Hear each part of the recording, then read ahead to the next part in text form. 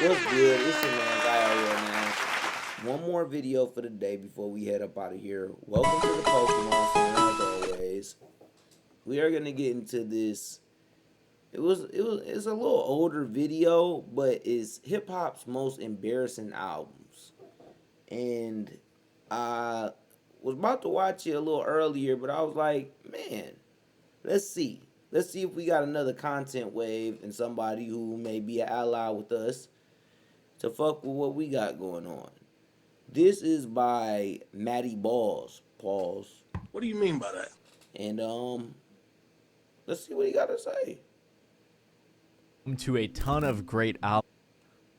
Hip hop is home to a ton of great albums from a bunch of great artists, but on occasion, big artists release albums that are so bad they're embarrassing. Whether it's an album with over 100 songs to boost sales, or an album so bad you basically quit making music, there are a lot of examples of this. So today we're going to be looking into some of hip hop's yeah, we done definitely watched some of Matty Balls. Pause. Videos. What do you mean by that? If not, I have. And this kid is a really good, really very good creator. So make sure y'all follow him if you don't follow him, because he makes some very great in-depth shit. This is going to be a good video. Albums, starting off with Chance the Rapper's Big Day. Chance the Rapper was and still is a beloved artist, but after releasing this album, it heavily damaged his career and basically is the reason he isn't really putting out music. I listened to 6 songs from that shit and I was like, this sucks. This is the worst shit Chance ever did in his life. Anymore. And of course, that's the issue with rap, with music in general, but with rap, is that your worst album might be your 6th album, or your 5th album, or your 3rd album. It ain't gonna be your 1st or 2nd a lot of times. Sometimes it's your 2nd, sometimes it's your 1st, but sometimes it's your 4th. And it just be like, nigga, I've been killing shit. How the fuck? What? Can't make this video without talking about this album. After releasing his debut mixtape 10 Day in 2012, Chance got a decent amount of attention, especially locally. The next year, he released his classic mixtape Acid Rap, with features from plenty of talented artists, which led to Chance really moving up in the music industry. He began touring, was nominated for Best Mixtape of the Year at BET Awards, he was featured in commercials, and also performed at Lollapalooza. Then in 2014, he was a XXL freshman, back when that still mattered, and started appearing in tons of other things in the following years. He also I hate Vic Mensa. That nigga sucks to me. Kanye in 2014, his favorite artist of all time, and I hate what Vic Mensa is doing right now. I'm gonna be real with you. I think Vic Mensa is talented to his own right. I don't like the nigga. I just said that clearly. But all of this, oh, I'm about to really be free and be open and be nah, bruh. That's the thing. It's not cool when you get to do it. It's cool and it's edgy when you not supposed to do it, nigga. During your contract years, that's when you was supposed to be doing that shit. When niggas want to do that shit afterwards, it's like, bro, you not going against the system. You just trying to get sympathy for the shit you did wrong. Began to work together on Kanye's album, The Life of Pablo. When this album released, then the shit he said about XXXTentacion, and that nigga's a fucking women. 2016, Chance was all over it, with writing credits and verses on multiple songs. It was also on this album that Chance said, "I met Kanye West, I'm never gonna fail," which became very iconic and ironic for a few different reasons.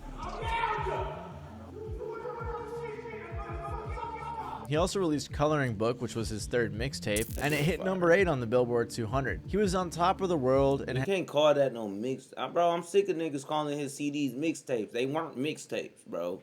You can't chart. Working with big. You can't chart and call something a mixtape at the same time. That's literally not how mixtapes go. Brands. He threw a festival in Chicago. He performed at the Grammys and won 3. And he also teased a collab album with Kanye. Chance the Rapper was definitely on his way to becoming a certified A-list celebrity. But then on July 26th of 2019, he released his debut studio album, The Big Day. Nearly a decade into his career, Chance the Rapper released his debut studio album, and it was entirely dedicated to his wife, Kirsten. I'm not and whatever. Corley. The Big Day was heavily influenced by his marriage Is it his in March of debut that album? year, and it wasn't received too poorly by critics, but the internet absolutely tore it up. I mean, I'm sure you guys remember this meme. Oh, I love my wife. I love my wife.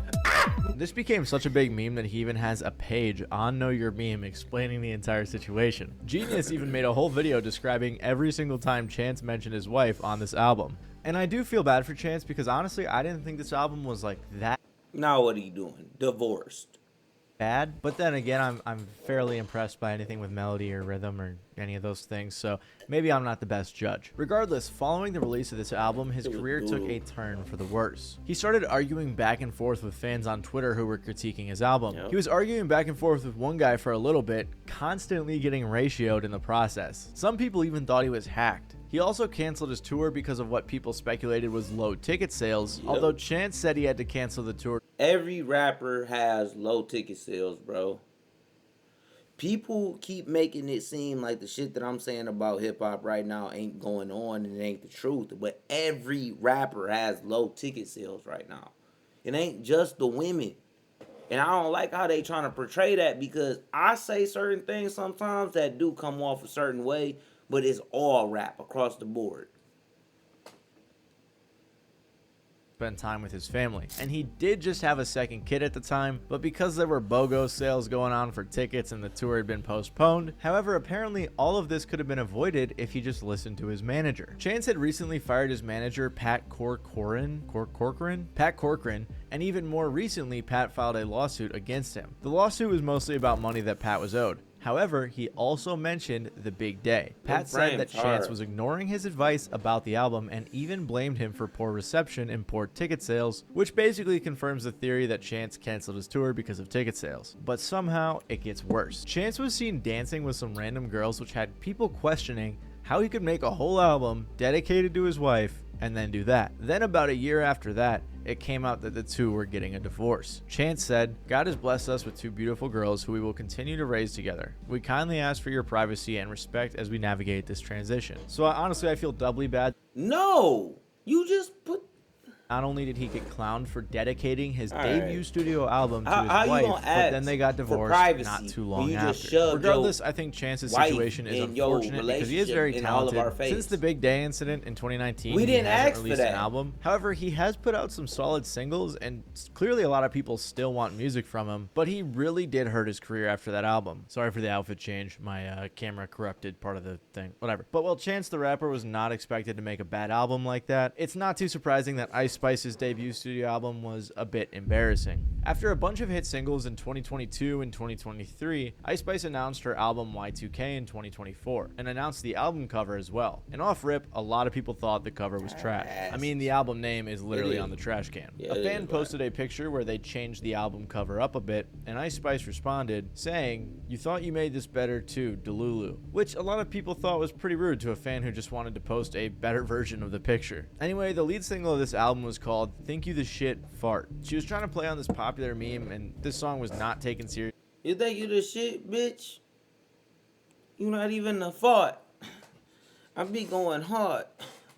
Bro, TikTok is a marketing fucking megalith. If you can just crack into a TikTok shit, you could get anything to go. It all by fans. It just became a meme song and went viral a little bit on TikTok, especially after releasing like a few good songs like Boy's a Liar, for example. It just seemed like Ice Spice was going backwards. Regardless, her debut Boy's album a Liar Y2K ain't her came out song. in July That's of Pink 2024 and it wasn't very well received. One fan said on a Google review, "I actually liked a couple of Ice Spice's previous songs, so I was hopeful she'd bring something fresh and new to this project. Unfortunately, she did not. It's very similar beats with very similar bass notes and very similar lyrics over and over and over again." I used to like when Ice Spice rapped like a New York rapper. Honestly, I was hip to Ice Spice before she actually was the Ice Spice people know now. She had a couple of tracks that were like more New York drill style songs, and I like those better than the Ice Spice that I hear today.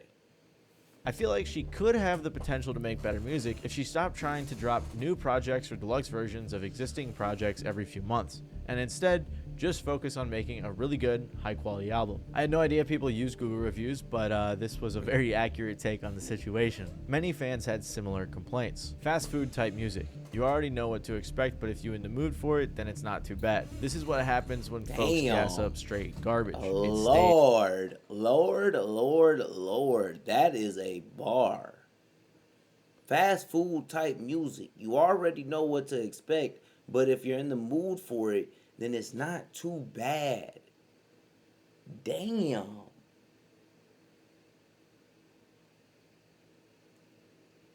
That's filthy, bro. I can't even lie to you. That's a hell of a bar right there.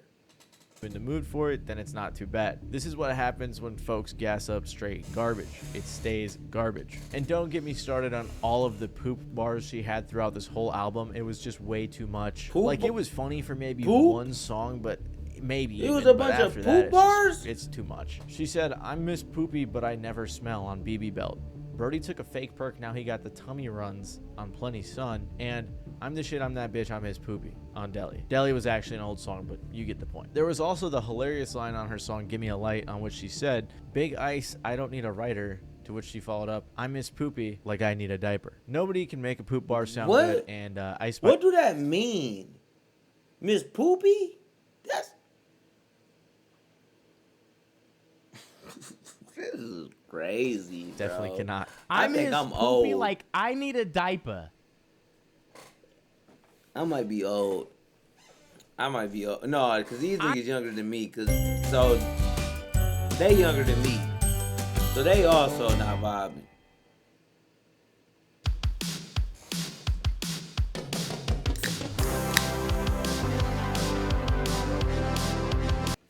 I miss Poopy like I needed a diaper.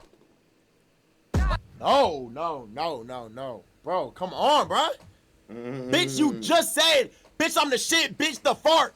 Come on, bro, that was your very last drop. Holy shit, this bitch sucked. Sorry. Damn.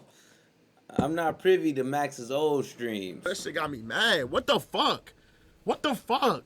Bro, she literally last song was like, "I'm the bitch, you the shit, bitch. You not even a fart." Now you gonna say, "I'm a shit, he's the Poopy. I need to fart on him." What'd she say? One person even said on Twitter, "At this point we gotta ask if she got a scat fetish, cause what is with the poop, diaper, and fart bars?" To which Ice Spice responded saying, "I got a shitting on bitches fetish." In defense of Ice Spice, this album did sell 28,000 copies first week. Ice Spice seemingly responded to the haters saying, did 15K, so thank you to everyone who saying like did 15K fetish. In defense of Ice Spice, this album did sell 28,000. In defense? How is that defense? 28K in a week? How is that defense? Nigga, you building a goddamn moat. That's the only way. Because ain't no way, impossibility, that you thinking that 28K is okay, bro. Look, I understand we don't live in the old times. Niggas not selling $1 million in the first week. Niggas not selling 500. But Lil Baby is still done did like 300,000. Like, come on now. We not giving nobody 28K. 28K in 1 week? Nigga, I put enough of my job money up, I might sell 28K. His first week. Ice Spice seemingly responded to the haters saying, like did 15K, so thank you to everyone who supported me then, and thank you to all the new supporters. Y2K World Tour been so fun that these— So one song did 15? Alright. Whatever. are cool and all, but bitch, you should have seen that Boston crowd last night. And while the numbers may have looked good on paper, I feel like the overall support wasn't. On top of this, Ice Spice was getting into all sorts of beefs and controversies around this time that definitely were not a good look for her, because in a lot of them, she seemed like the bad guy. She also released a deluxe and like another deluxe for Y2K, but that didn't help. And at the very least, Ice Spice's albums didn't do too bad commercially, because French Montana had to pull some crazy stunts to boost his album sales. I'm not gonna go too deep into French Montana's come up because this nigga had to do reshoot. Been in the game forever. He's released a ton of Crazy. mixtapes, a handful of albums, and tons of huge singles over the span of his career. He started blowing up a ton though with songs like Pop That, Lockjaw, No Stylist, and of course his biggest song ever, Unforgettable. But one thing that was always noticeable about French Montana's Hey, songs Drake was supposed to be was on the that features. song. Most people weren't really tuning in to Unforgettable or No Stylist to hear French. They wanted to hear Sway Lee and Drake. But this What isn't do you something that mean, French no? Montana seemed to realize. Why you ain't say Stay Scheming? Cause ain't that French Montana song too? If I'm not mistaken. Stay Scheming, that nigga Drake said, that nigga At least until his numbers started going down. His place in hip-hop is made most obvious when you think about that picture Diddy posted on Instagram with Jay-Z, Nas, and Kendrick with French Montana photoshopped out. Don't you dare. Don't you dare. Don't you dare do that to French Montana. French Montana has been around in hip-hop for a long time, bro. He didn't even crop him out. He went through the effort of photoshopping French Montana out so he could say, 3 kings, 3 great friends. Love you guys. And I would say, and I have said, this had to have been heartbreaking for French, but nowadays it's probably a good thing looking back on it. Yeah. Regardless, in 2019, his third studio album, Montana, sold 25,000 copies first week, which is about half of what his last album sold. Jay-Z didn't crop that nigga out, bro. Jay-Z didn't tell nobody to crop. Like, them be the niggas who work for Jay-Z. Not only that, but he was also caught in a fake streaming controversy around this time as well. Jay-Z probably told them niggas to crop him out. I went into more detail on this in a video I did called The Biggest Scam in the Never Music mind. Industry, so if you are interested in botted streams, feel free to check it out after this vid. And despite how crazy faking your streams is, things would get even worse for French. In April of 2020, French Montana made one of the biggest mistakes of his career when he said that he has more hits than Kendrick Lamar. More specifically, he said to Complex, I mean, honestly, you could put somebody like Kendrick Lamar next to me on the same stage at a festival. I might outshine him. Not because That nigga was smoking dickerettes. You ever smoked a cigarette? It was a Nicorette. It was a nicotine. It was the goddamn, menthol. This nigga smoking dickerettes.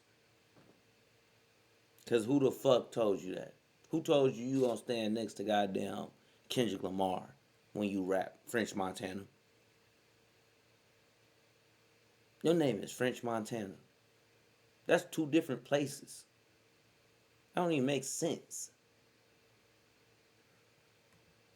I'm a better rapper or whatever it is. It's just that I got more hits. This sent the internet into a frenzy with everyone making fun of him. He even had Young Thug clowning on him. Stupid ass nigga say he got more hits than Kendrick Lamar.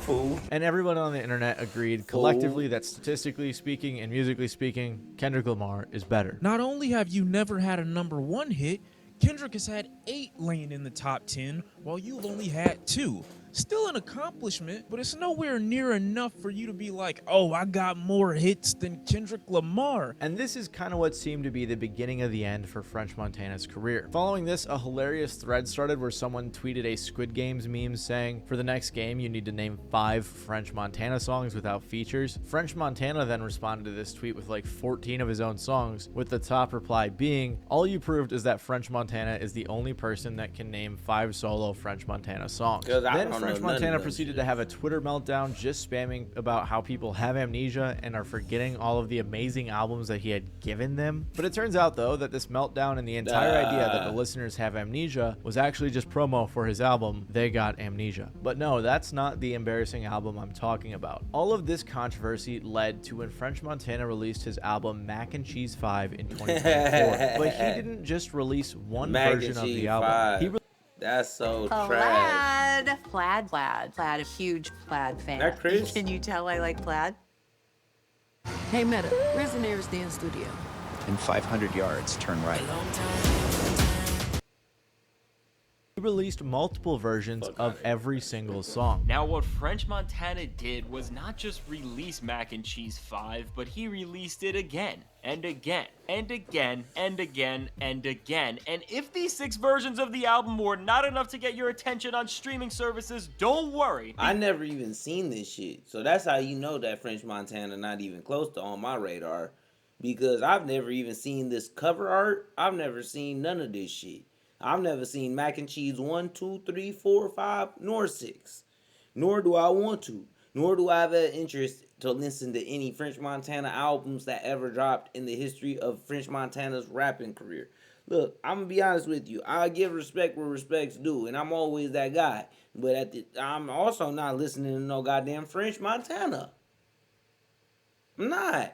French then went on to release every version of the album's 21 songs as singles. Part of the reason he did this is so that it would show up a bunch on every featured artist's Spotify page. And on top of that, he released a 126 song version of the album called Mac and Cheese 5 Versions. One person tweeted, "That shit lame as fuck. This looks like a cry for help. Yeah. Like, damn, you must really need some streams." It was really just a sad attempt for him to boost his streams and his album sales, which is crazy because the only way I heard about this album was from this controversy. And after all that, he only sold 34K first week, which was more than his last two albums, so it's not that bad. If it weren't for another scam that he was alleged in to boost Chris Brown did some similar shit. I'm just saying.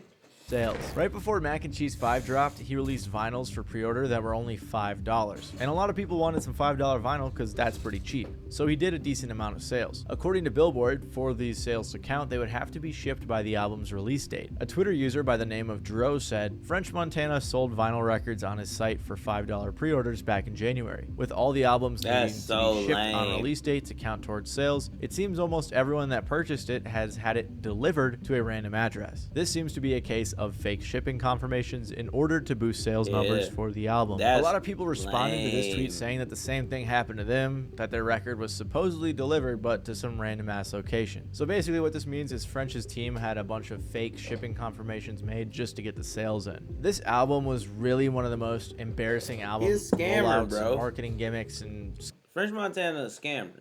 And that's the thing. Cause ain't French, what is the, it was like a video, like, not company, but, you know, kind of like the Shade Room that French Montana used to run.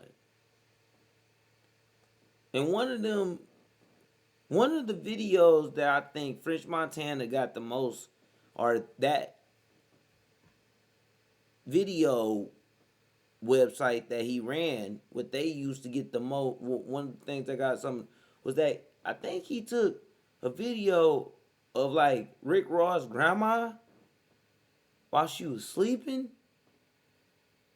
because of the beef with 50 Cent. Look, bro. Hold up. I'm gonna look it up real quick. That I've ever seen. I've talked about it on this channel a couple times, not gonna lie, but I'm just so blown away that he did this that I had to talk about it again. And coupled with everything else I talked about that he did before this may have been the final nail in the coffin for French Montana's career. And while of course it is cringy to release an album full of hundreds of songs, Logic may have dropped an even cringier album. When Logic came out back in the day releasing mixtapes, he became very popular among fans of rap. His debut studio album Under Pressure was a huge success, and many hip-hop fans believe that this was the best album Logic had ever released, even to this day. He was known for his lyrics and his own confidence in his lyrical abilities, but Logic also had a few problems. One of the things is that a lot of critics, such as Anthony Fantano, thought Logic wore his inspirations on his sleeve a bit too much, basically saying he didn't bring anything new to the table. I mean, there's even a video online titled Logic Stealing from Kendrick Lamar for 5 minutes straight, and I've watched it. It's kind of true, but this wasn't a big enough issue to really damage Logic's career. He continued releasing music, dropping projects like The Incredible True Story and Bobby Tarantino, and then he released his biggest album ever, Everybody. This album and the track 1-800 in particular were insanely successful, with the project debuting at #1 on the Billboard Hot 100. 1-800 also went 8 times platinum, which is just insane. But this is where the other problem comes into play, and it's that a lot of hip-hop fans found Logic corny. 1-800 in particular was a song about suicide prevention, which isn't bad at all, but many thought that the execution of the song was corny. And a lot of the other tracks on the album were about how Logic is, if you didn't know, biracial. And they clowned him so much for it on this album that it fueled his want to talk about it even more. There's even compilations of Logic talking about his biracialness all over YouTube. Blood is a slave and a master. It's like the devil playing spades with the pastor. I'm black and white, but racism I still cannot evade. Cole's biracial, Drake's biracial, Obama's biracial. Is My what? father's black, yeah. And your mom is white. Yep. But he was born with the white privilege. Man, what the fuck is that? White people told me as a child, as a little boy playing with his toys, I should be ashamed to be black. And some black I hate this nigga, bro. Like, I can't lie to you, G. And it's not that he a bad rapper. It really is not, because he can rap. And he got some dope shit. I don't listen to this nigga at all. At all. I've listened to some of his shit because I listen to a lot of artists. It's just, I don't listen to French Montana. That nigga sucks. But this nigga can rap. So that's kind of why I've listened to some of his shit. It's just that corny ass biracial shit, bro. I'm biracial. Like, nigga, I'm a black dude. Black man. Born, raised as a black man. People can be like, oh, you not, take it away from me if you want to in your mind. This is who I am. And that's fine. All of that, I've never in one bar of my life in my music ever said anything about my mom being white and my dad being black. That's all he is. Like, I get it. He look white. But it's like, bro, your dad black, your mom white. That's, who cares? Who cares? No one cares about that. No one cares about it. That's the issue that you have going on, is that you're so passing that you like, but the black, I understand it. I'm like, yes, you understand it, because you black. But they can stop fucking talking about it as if you a crusader for the cause. You not that. But look ashamed when I rap. Like my great granddaddy didn't take a whip to the back. Okay. Now, from first impression though, you look white. After everybody, Logic sort of kept digging himself a deeper hole when it came to dropping songs or doing things that fans viewed as corny. This culminated on Royce da 5'9's Caterpillar remix, where Logic kind of just lost it when it came to this topic. Yeah, so I can't play the clip because of copyright, but if you guys want to just read the lyrics, it's pretty rough, man. I can't lie here. Clearly, Logic was very insecure about all of the corny accusations and people making fun of him for talking about him being biracial. And I believe that this insecurity is what resulted in the album Confessions of a Dangerous Mind. Confessions of a Dangerous Mind was released in May of 2019, and hip-hop fans really did not like this album. It came out a couple months after Supermarket, which was a soundtrack Logic made to a novel he wrote, and that album was also bad, but I'm not really counting it for this video because it was a soundtrack and it wasn't really a rap album. Regardless, Confessions of a Dangerous Mind did fairly well commercially, selling 80,000 first week and going #1. You see what I mean? You see what I mean? Right there. Right there. You could say somebody did good, or somebody did bad. Whatever. Logic did 80,000. Logic did 80,000 in his first week. Ice Spice did 25,000. Like, are we hearing these numbers right now, bro? Are we hearing these numbers? Okay. In my opinion, Logic does have a very strong core fan base. However, a lot of fans, including many of his diehard fans, were not into this album. I personally was pretty into Logic at this time. I liked Incredible True Story, Under Pressure, stuff like that. And the first single he put out for this album was good, and then the entire rest of the album just kind of derailed and was not, it was pretty bad. You know I keep a glove. Boss up like Lando. The moment y'all been waiting for. No one's been waiting for this moment. And there. Are you ready to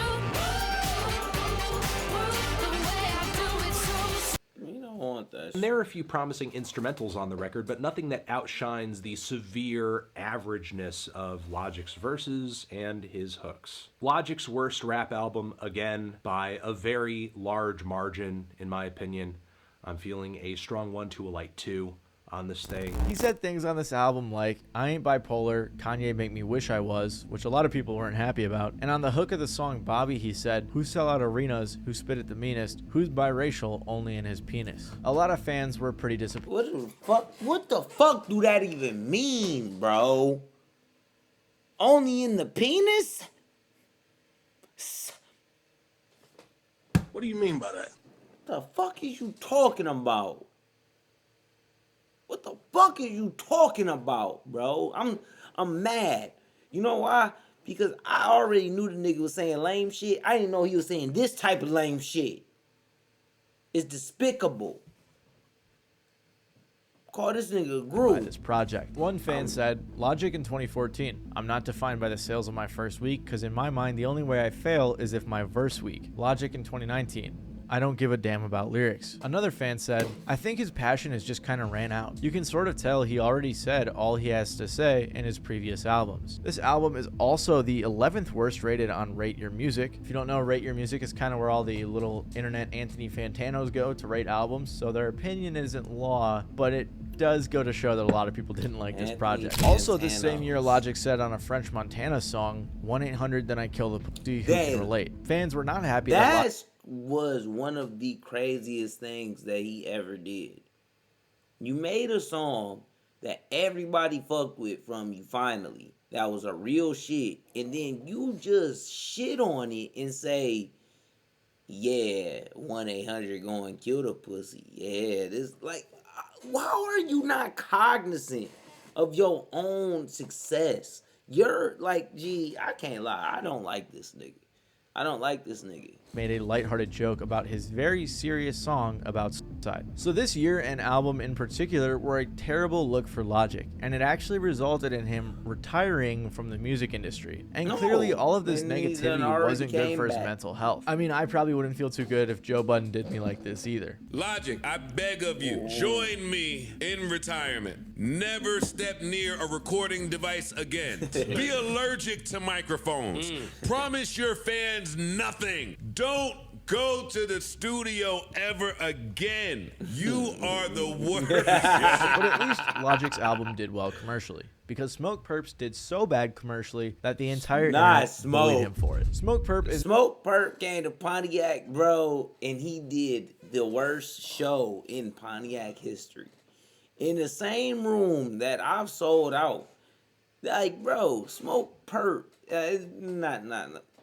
we've sold out. Actually, let's say it like that. But how you got a promoter that I remember when he was coming into town, and then everybody, the people who was there, they were just like, ain't nobody in this bitch. Rapper who really blew up in the shadow of Lil Pump, although he did have some hits on SoundCloud like his song Audi. Just like Lil Pump though, Smoke Perp was one of the many buzzing Florida rappers and even worked with artists like X. And after his hit song Audi, he followed up with his mixtape Dead Star that debuted at 42 on the Billboard 200 with features from artists like Travis Scott and Chief Keef. He even became a XXL freshman in 2018 and was featured in one of the worst ciphers of all time. But after that, Smoke Perp really struggled to continue making waves. Other than his feature on Costa Rica, which to be honest was outshined by many other guest verses, he didn't really have many hits. Don't get me wrong, he definitely had some big songs throughout his career. He was on Costa Rica. Which one was he? I got bands in Costa Rica. Which one was Smoke Perp?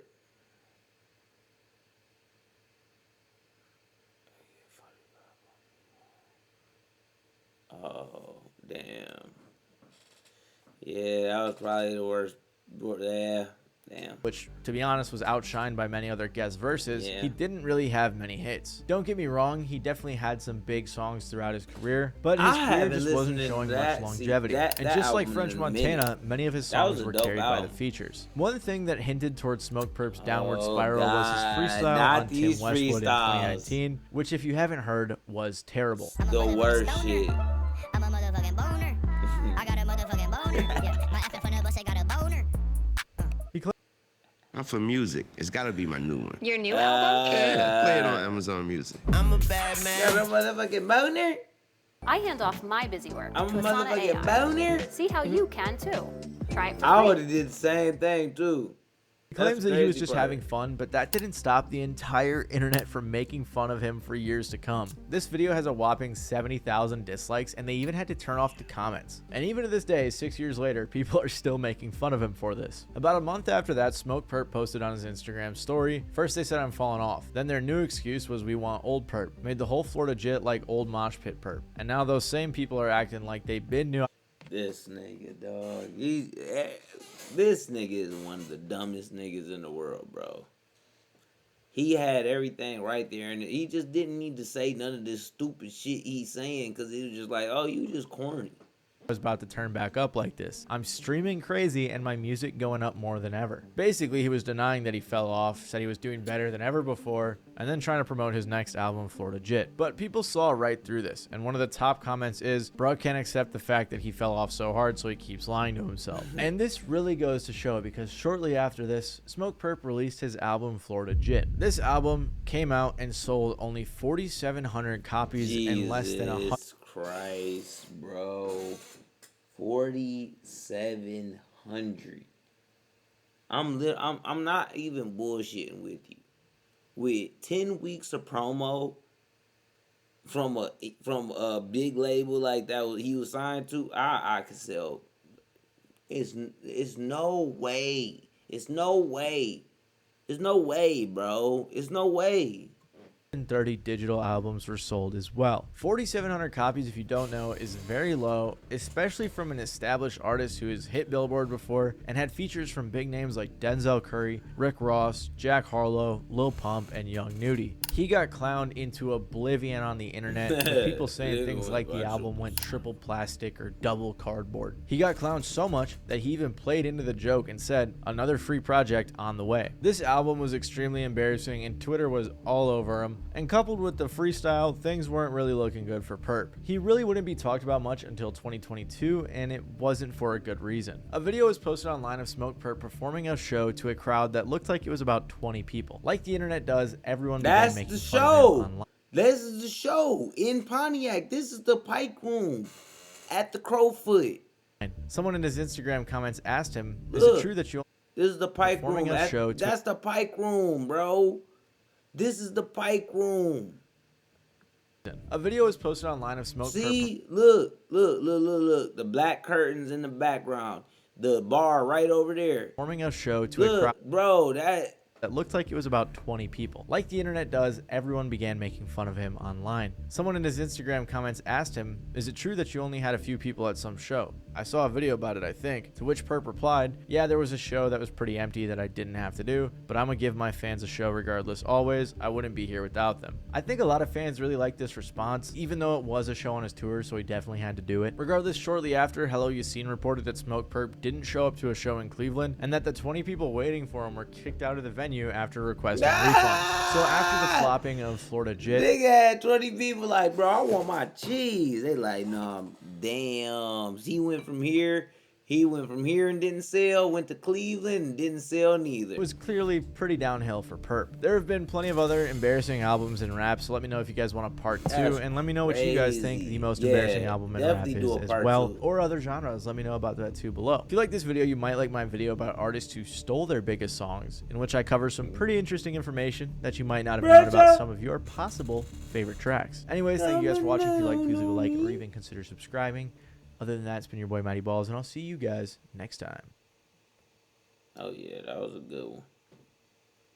Yeah, that young man be paused doing this thing with the vids. I can't even hold you up. He be snapping. Make sure y'all tapping.